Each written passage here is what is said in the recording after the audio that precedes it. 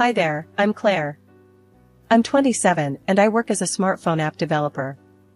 I'm pretty much a homebody, love my peace and quiet, and prefer a good book or coding session to loud parties any day. My social circle is small, and dating has always been kind of a disaster for me. But all that changed one random day at a gift shop. I was just browsing, not looking for anything in particular, when I noticed this guy looking totally lost. He was standing there with a ceramic cat in one hand and a scented candle in the other, looking like he had no clue what he was doing. I couldn't help but laugh a little. "Need some help?" I asked, walking over to him. He looked up, looking relieved. "Oh God, yes. I'm trying to find something for my mom's birthday, but I'm completely clueless." I smiled. "Well, let's see what we can find. How about a nice vase? Moms love vases." "Yeah? That sounds good. I'm Tom, by the way." "Nice to meet you, Tom. I'm Claire." We spent the next few minutes chatting and looking at different vases. Tom was funny, making jokes about his lack of shopping skills, and I found myself laughing more than I had in a long time.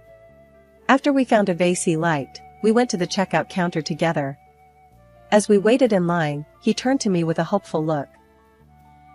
"Hey, Claire, would you maybe want to grab coffee sometime? I mean, if you're not too busy with all that app developing."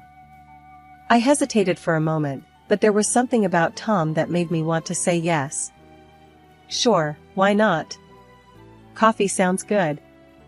We swapped phone numbers, and I left the store feeling a mix of excitement and nervousness.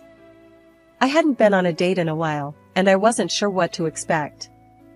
But Tom seemed different, genuine, funny, and easy to talk to. A few days later, Tom texted me, and we arranged to meet at a cozy little coffee shop downtown. I arrived a bit early, nerves bubbling in my stomach, but when I saw Tom walk in, smiling and waving, I felt instantly at ease. We ordered our coffees and found a quiet corner to sit and chat. Tom was easy to talk to, and the conversation flowed effortlessly. We talked about our jobs, our favorite movies, and even our worst dating experiences, laughing over shared stories of awkward first dates. We'd been dating for a few months, and it was time for the next big step, meeting his parents. I was nervous, but Tom assured me they were nice people. When we got there, his mom, Mrs. Harris, greeted us at the door. She was a stern-looking woman with a cane, her eyes sharp and assessing. Tom's dad, Mr. Harris, was sitting in an armchair, barely looking up from his newspaper. "Mom, Dad, this is Claire," Tom introduced me with a big smile. "Hello, dear," Mrs. Harris said, looking me up and down. "Tom's told us a lot about you. Please, call me Evelyn. Come in, sit down." I sat on the edge of the couch, feeling like I was under a spotlight. Mr. Harris grunted a hello, but didn't say much else. "So, Claire," Evelyn started, "Tom tells us you work in tech?" "Yeah, I'm a smartphone app developer," I replied, hoping to keep things simple. Mr. Harris snorted from his chair. "Playing with toys, huh?" I forced a smile. "Not quite. It's more about creating useful tools for people." Evelyn leaned in, her eyes narrowing. "And how's the pay in that field? Decent, I hope?"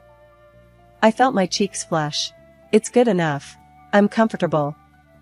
Tom jumped in, trying to change the subject. "Mom, Dad, Claire's got a beautiful house. She inherited it from her grandmother." "Oh, really?" Evelyn's eyebrows shot up. "Where is it?" "It's not far from here.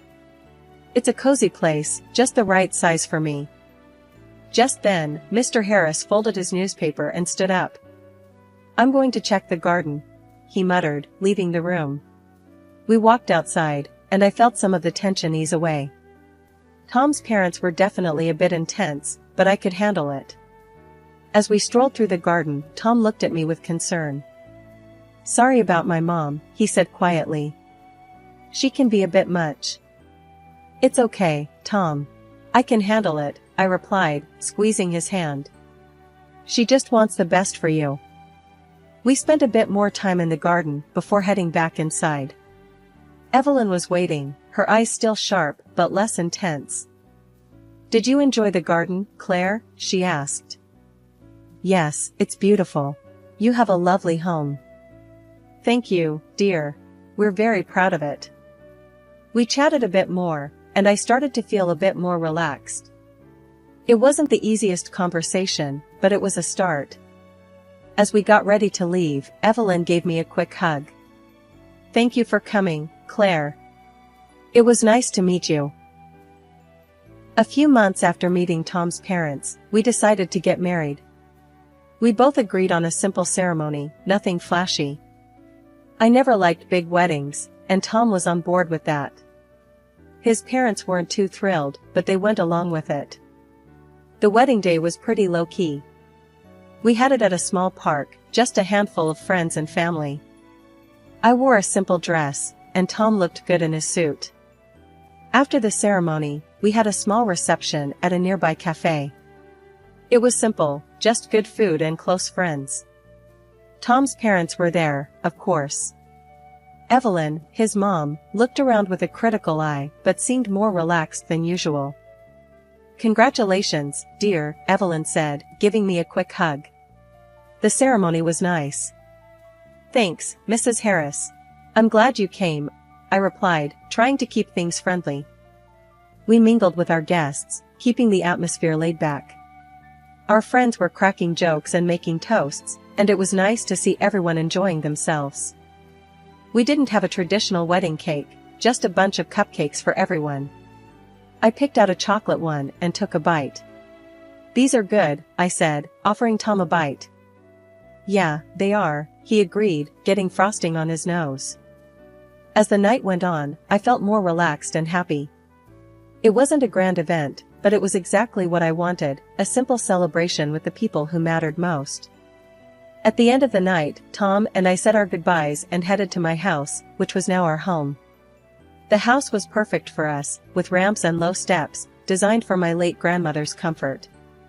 As we walked in, Tom's mom, Evelyn, looked around with a gleam in her eye. This house is very convenient, Claire. Perfect for someone like me, she said, giving me a meaningful look.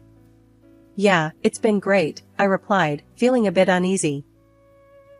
Evelyn kept looking around, clearly impressed.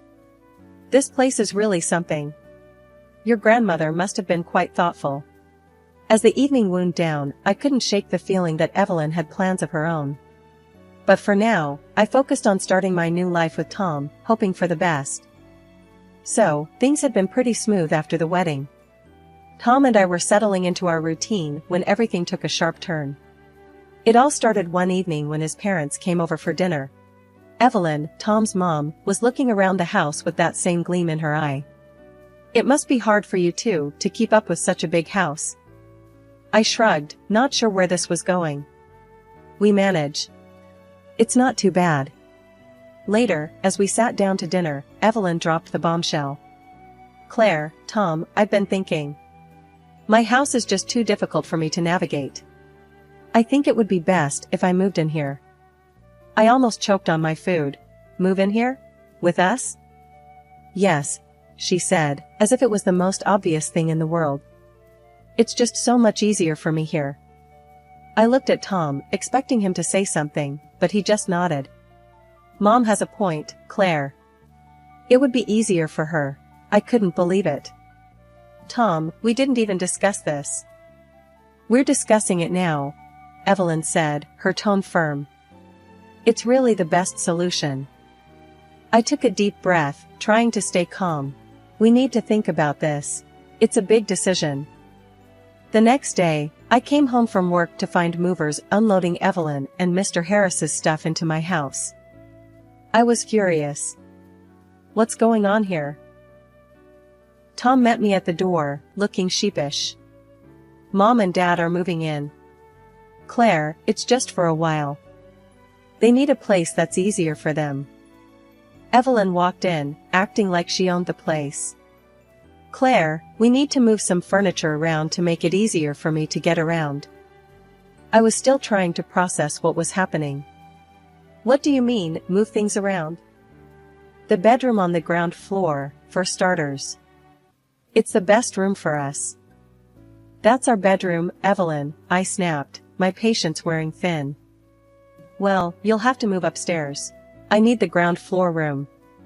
I looked at Tom, hoping he'd back me up. We're family, Claire. Families help each other out, he said, like it was the simplest thing. I had no choice but to go along with it. The movers finished up, and before I knew it, Evelyn and Mr. Harris were settled into our bedroom, and Tom and I were crammed into the smaller upstairs room. Over the next few days, Evelyn made herself right at home. She didn't lift a finger around the house, always saying her leg was too sore to help. I was left to cook, clean, and take care of everything while Tom acted like nothing was wrong. One evening, after a particularly long day, I sat down with Tom. Tom, this isn't working. We need to set some boundaries. Evelyn, who had been eavesdropping, walked in. Claire, if you have something to say it to my face. I stood up, my anger boiling over. Fine. You're taking over my house, Evelyn. You need to help out more around here. Evelyn's face hardened. I'm a guest here, Claire. I shouldn't have to lift a finger. I stormed upstairs, feeling trapped and frustrated. My house didn't feel like my home anymore, and I didn't know how to fix it. The invasion had begun, and I was stuck in the middle, trying to hold on to the life I had built.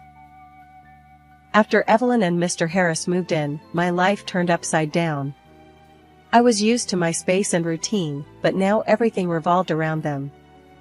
I was even forced to switch to working from home for a whole month, to establish a normal life. Every morning, I'd wake up early to make breakfast. Evelyn always had a list of specific things she wanted. Claire, I need my tea a certain way. Make sure it's not too hot, and don't forget the lemon, she'd say, her voice carrying from the kitchen. After breakfast, I'd clean up the kitchen while Evelyn watched her morning shows.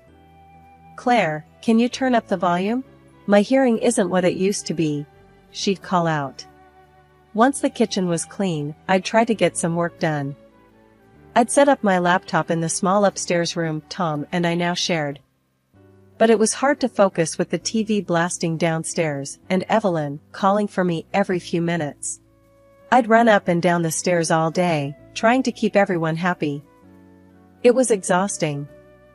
I felt like I was losing my mind, trying to juggle my job and their constant demands. One afternoon, I finally snapped. I was in the middle of a video call with my team when Evelyn barged in. Claire, I need you to run to the store. We're out of my favorite cookies. I muted my mic and turned to her, trying to stay calm. Evelyn, I'm in the middle of a work call. Can it wait? No, it can't.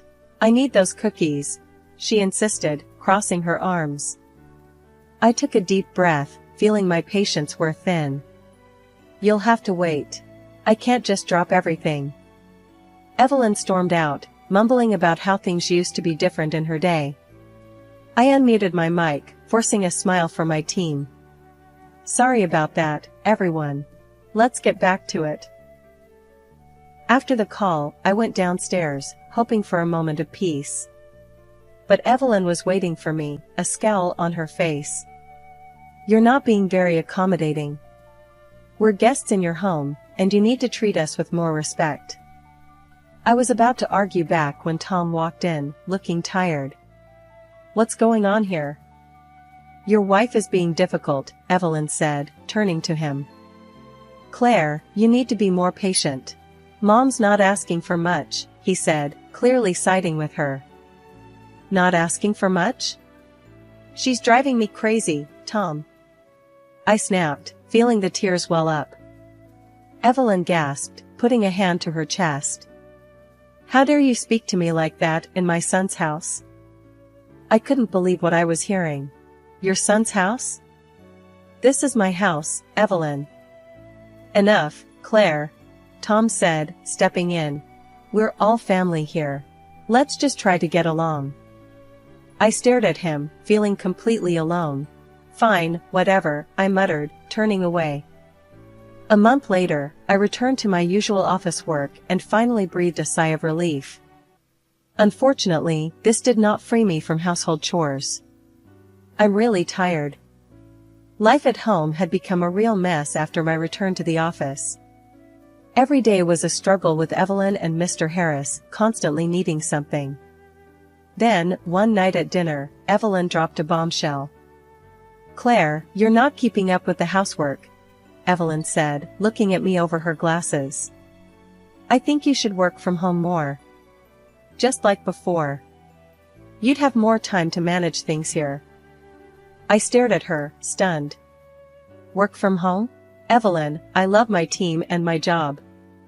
Going to the office is my only break from all this." Tom jumped in, siding with her. "Claire, Mom's right. If you're home more, it'll be easier for everyone." I couldn't believe what I was hearing. Easier for everyone? What about me? I need a break from all the noise and demands here. Evelyn crossed her arms, looking stern. "Claire, I need care. My leg gives me a lot of trouble, and it's hard for me to do things on my own." I felt cornered, their eyes on me, pushing me to agree. I can't just switch to working from home. I need to talk to my boss.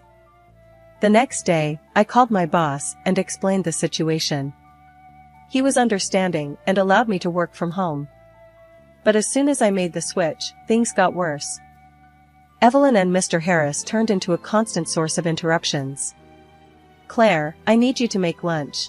And don't forget the special soup I like," Evelyn would call out. "Claire, the TV isn't working.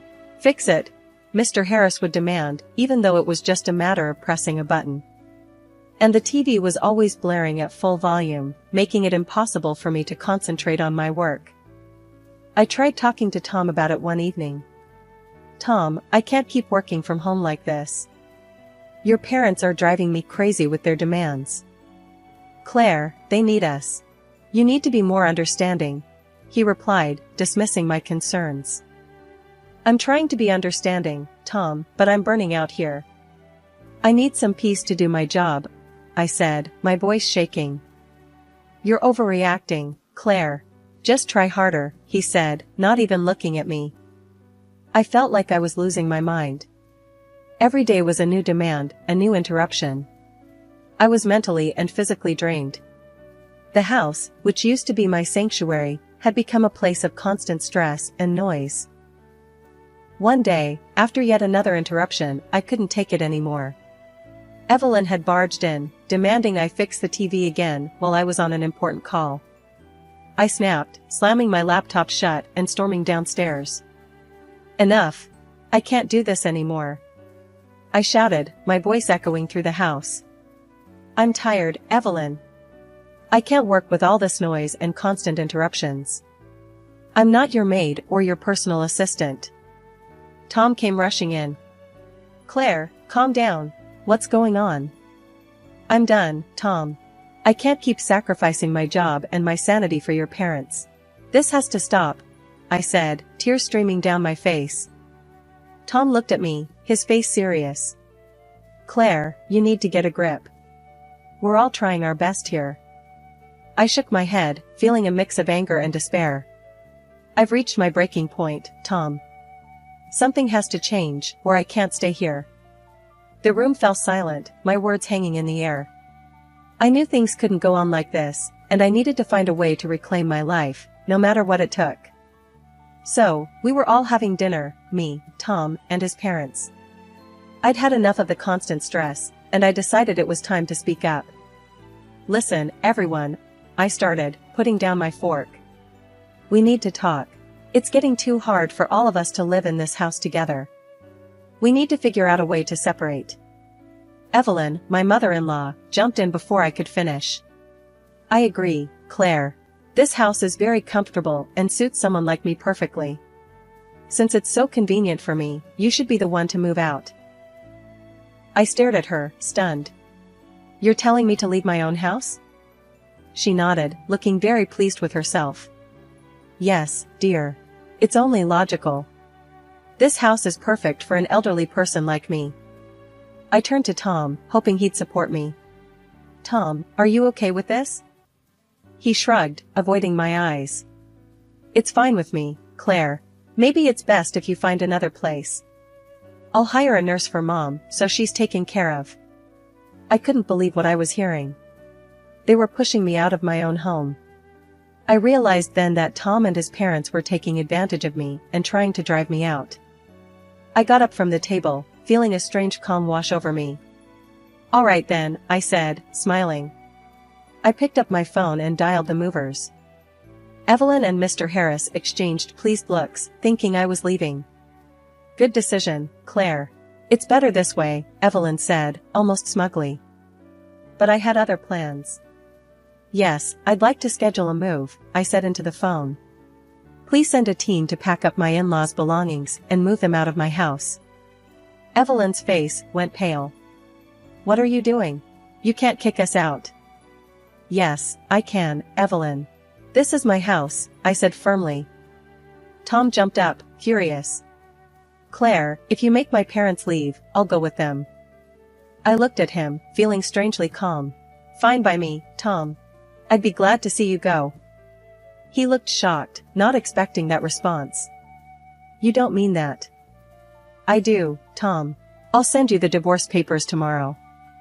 Evelyn started to cry, calling me a cruel girl. "How can you do this to us, Claire? We're family." I shook my head. "Family doesn't treat each other like this, Evelyn. You pushed me too far." The movers arrived within the hour. Evelyn and Mr. Harris had to pack their things, cursing and complaining the whole time. "You're heartless, Claire," Evelyn yelled as she packed her belongings. "I'm just standing up for myself, Evelyn. You should have respected my boundaries," I replied, watching her pack. As they loaded their things onto the truck, Evelyn kept shouting about how I was throwing out a sick, elderly woman. But I didn't budge. I stood my ground and watched them leave, knowing I was finally taking back control of my life. Once they were gone, the house felt strangely quiet, but it was a peaceful quiet. I knew I'd made the right decision, and I was ready to move on with my life, free from their demands and manipulations. After I kicked Tom and his parents out, I knew what I had to do. I filed for divorce and cut all ties with them. It was tough, but I felt free for the first time in ages. I went back to my job at the smartphone app development company, and I finally started enjoying my work again without all the chaos at home. I heard through the grapevine that Tom was still living with his parents, and they were becoming even more moody and unbearable.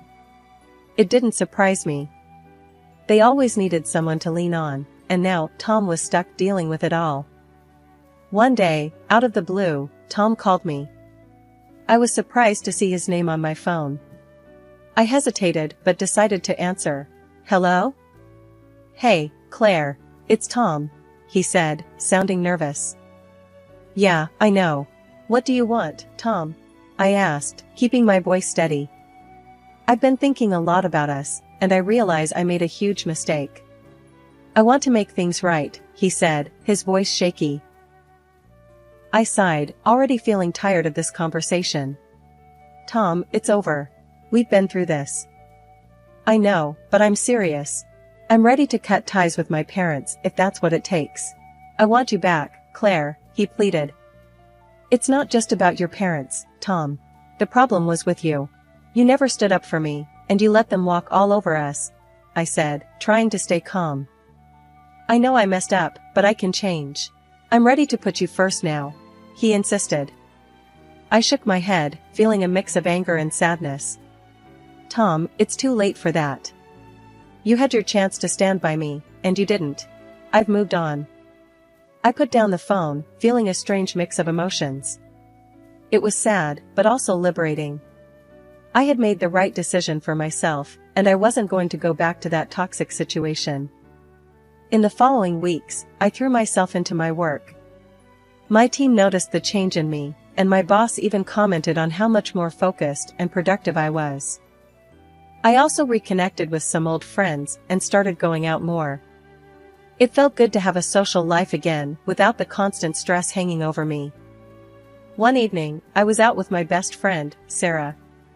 We were having drinks at our favorite bar, catching up on everything. "So, how's the single life treating you?" Sarah asked, grinning. "Honestly, it's great. I feel like I've got my life back. No more drama, no more stress, I said, raising my glass. We laughed and talked about all the things we wanted to do now that I was free. I even started thinking about taking a vacation, something I hadn't done in years.